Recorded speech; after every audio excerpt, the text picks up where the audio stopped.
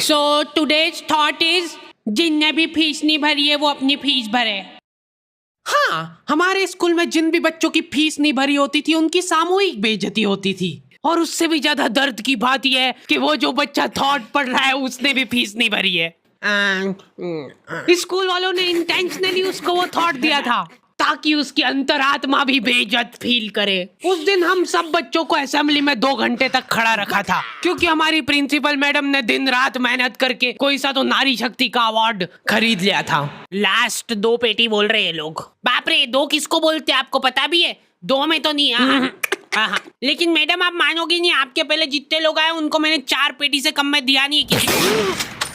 चलो उठा लो इसको। अरे उसको नहीं, लाश को। ठीक है। मैम आपको दिख रहा है ना सामने का राम नाम।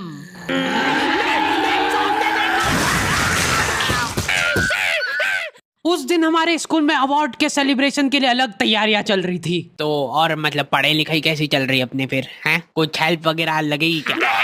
अरे मैम का स्केच।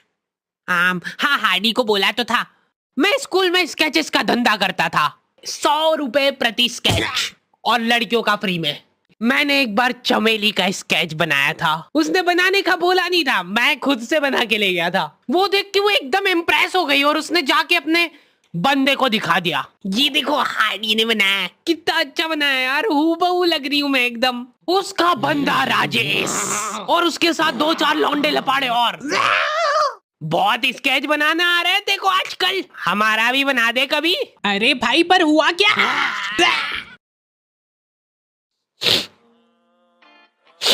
मैं रोते हुए एक ही चीज सोच रहा था कि ऐसा क्या गलत कर दिया यार मैंने।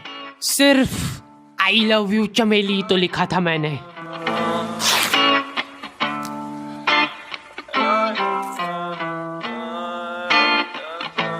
नाम तेरा है ही क्या मुझको तो खबर नहीं, गलतियां ये सारी उन रातों की है। जिंदगी तो चल रही मैं मगर थमा हुआ, शायरी ये सारी मेरी बातों की है। नाम तेरा है ही क्या मुझको तो खबर नहीं, गलतियां ये सारी उन रातों की है। जिंदगी तो चल रही मैं मगर थमा हुआ, शायरी ये सारी मेरी बातों की है।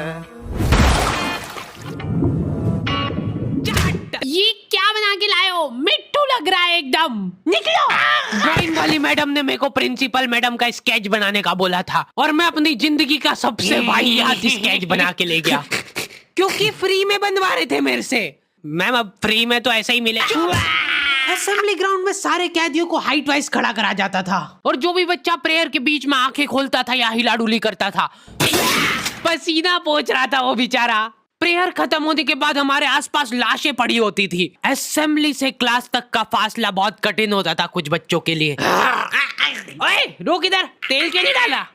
सर वो मेरे घर पे जो कोई भी तेल लगा के नहीं आता था उसको घसीट के काल कोठरी में फेंक देते थे लोग और वहीं पे 25 लीटर वाली सोयाबीन तेल की केन उसके ऊपर ढोल देते थे। सर मैं कल डाल के।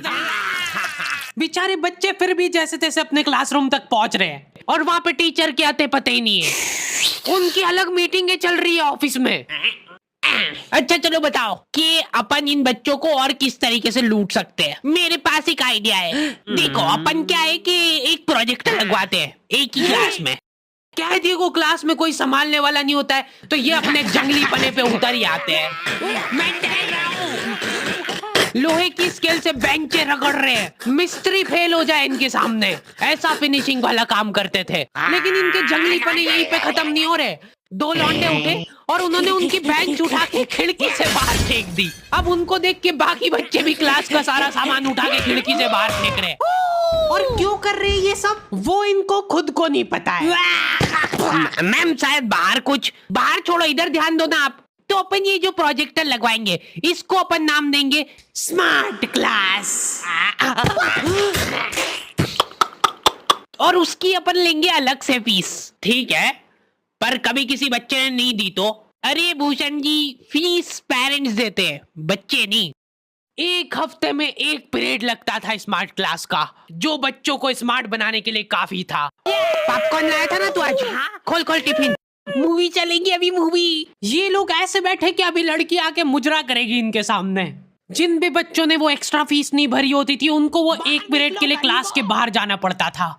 ये सब हरकतों में 10-15 मिनट निकल जाते थे। उसके बाद टीचर आके जैसे ही प्रोजेक्टर चालू कर रही है उसकी आधी स्क्रीन जने का सीलिंग पे ही चढ़ रही है। तो अब उस स्क्रीन को फिक्स करने के लिए एक एक्सपर्ट आदमी को बुलाया जाता है। हाँ सही सोच रहे हो भूषण।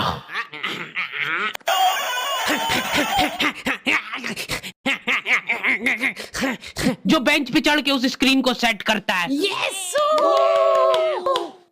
और जैसे ही प्रोजेक्टर चालू होता था पीरियड ही ओवर हो जाता था और जो गरीब बच्चे बाहर खड़े थे उनमें से गलती से एक ने क्लासरूम में झांक लिया। क्या देखा तूने? है क्या देखा? मैम कुछ नहीं, बस एक लाइट जलती हुई दिख रही थी मेरे को। 10 रुपए लगेंगे तूने जो 1 सेकंड देखा है उसके। ये सुविधा के कारण हमारे स्कूल के बच्चे इतना स्मार्ट बन गए थे ना। एक बार एक बच्चे को गुस्सा आया तो वो प्रोजेक्टर की डिस्प्ले केबल उखाड़ के ले गया घर। और अफसोस उस दिन के बाद कोई भी बच्चा स्मार्ट नहीं बन पाया। मैम जल्दी चलो ऊपर एक केस हो गया। हमारे स्कूल में आए दिन कुछ न कुछ केस होते रहते थे लेकिन ये केस थोड़ा पेचीदा था। हमारी क्लास के किसी बच्चे ने लव लेटर लिखा था चमेली को और वो लग गया टीचर के हाथ। तो ये अब केस बन चुका है पूरे स्कूल का। सारे टीचर लोग अपने काम धाम छोड़ के उस मुजरिम को पकड़ने में लग गए। जो टीचर लीव लेके छुट्टी मनाने गए थे वो आधे रास्ते से पलट के आ गए थे। ये सर आ गए। बेटा सही से बता दो किसने लिखा है। अब ये 10-15 टीचर लोग आपस में डिस्कशन कर रहे हैं। सर आपने लिखा है तो बता दो, अपन बात दबा देंगे। फिर इन्होंने एक और एक्सपर्ट टीचर को बुलाया। बेटा सुन लो, मैं शकल देख के बता देती हूँ एक बार में कि कौन है मुजरिम। तुम बाहर जाओ। हाँ तुम भी बाहर जाओ। तुम भी। क्लास में सिर्फ 4 लड़के बचे जिनमें से एक मैं हूँ। बाकी सभी बच्चे इसके शक के दायरे में थे। उन सभी बच्चों को काल कोठरी में ले जाके टॉर्चर किया जा रहा था। बोल दे बेटा क्यों लिखा है। इधर मैडमों को अलग चीजों की टेंशन हो रही थी। इसने चमेली में मात्रा तक गलत लगाई है। अरे रुको, इसका बाप भी बोलेगा सच। बोल दे बेटा क्यों लिखा था। बस हाँ बोल, तूने लिखा था। बोल। सर हाँ सर मैंने हाँ नहीं लिखा। सर हमने नहीं लिखा। चुप। बोल सच बोल। अभी भी मौका है, बोल दे। बोल दे कि तूने नहीं लिखा सर। मरना ही आज मतलब तुमको। मुंह खोल। ऐसे तो ये कसाई मार डालेगा सारे बच्चों को। साइड करो इसको, मैं जा रही हूँ। अरे मैम सबने सच बोल दिया है। इन सभी ने मिल के लिखा है। हाँ sir, very good very good. चलो अब साइड हो जाओ। ये क्या, किसने मारा मेरे बच्चों को? पानी पियो बेटा, लो पानी पियो। लेकिन उसके पहले मेरे को बताओ कि तुम में से किसी ने लिखा है या नहीं। इधर इनकी क्लास में अलग इन्वेस्टिगेशन चल रही थी। बेटा देखो, अगर तुमको आपस में भी किसी पे शक हो तो तुम लोग बता सकते हो खुल के, किसी से डरने की कोई जरूरत नहीं है। इतने में राजेश उठ के बोल रहा है, मैम मेरे को हार्डी पे शक है। तो पहले क्यों नहीं बताया? उसके बाद ये लोग मेरे को ही पकड़ के ले गए। अभी देखो मेरी शक्ल पता है थोड़ी सी ऐसी भोली टाइप है, तो मेरे को बचपन से ही उस चीज का एडवांटेज मिला है। जैसे किसी बच्चे से लड़ाई हो गई, सर इसने ही मारा है मेरे बच्चे को। नहीं ये नहीं मार सकता यार, इसको जरूर किसी ने फंसाया है। कुछ भी बोलो यार, लेकिन मेरे को नहीं लग रहा यार कि ये हो सकता है मुजरिम।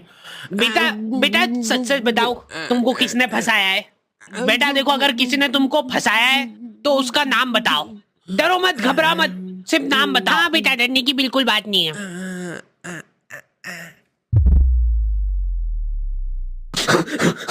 राजेश कौन है? सर मैं। बस उसी दिन राजेश मेरे को आखिरी बार दिखा था, लेकिन वो लव लेटर किसने लिखा था वो आज तक रहस्य ही है। तू लगे सामने खड़ी है तू, लगता जैसे अपने आप से लगी, खुली किताब जैसे।